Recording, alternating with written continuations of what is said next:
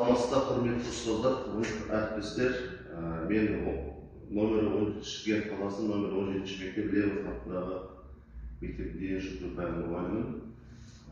Сарапшы статусына кандидат, үміткер.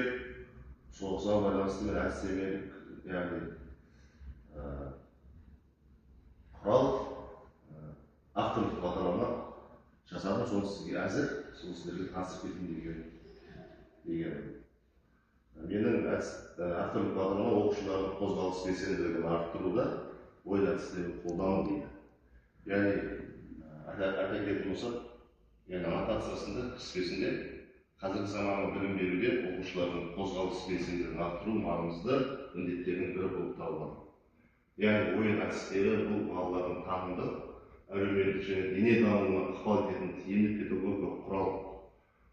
Ойын арқылы оқу үрдісін қызықты, қозғалысты және тиімді, бай және тиімді болады. Яғни қазіргі заманда балаларды қозғалыс арқылы, ойын арқылы сабақты қызықтыруға болады деген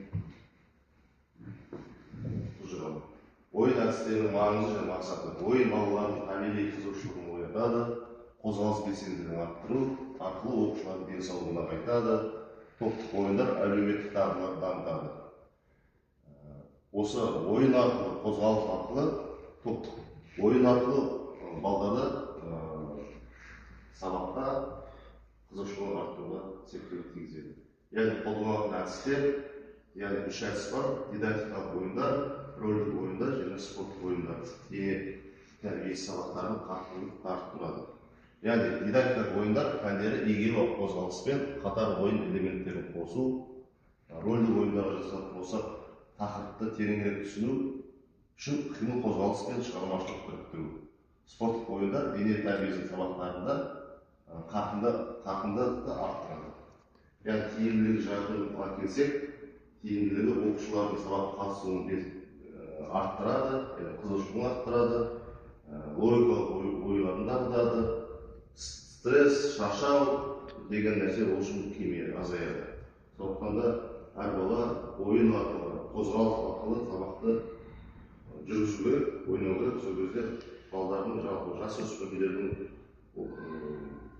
мектеп оқушыларының сабаққа деген құштарлығы оянады.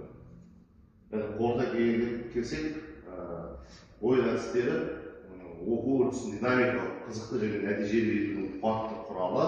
Олар оқушылардың қозғалыс белсенділігін арттырады, білім алуға деген қызығушылығын оятады. Сондықтан да жалпы оқушылар мен жалпы мұғалімдер, ұстаздар, жалпы адам баласы қозғалыс, спортпен айналысу керек, қозғалыс керек. Сол кезде адам шаршамайды, шалдықпайды.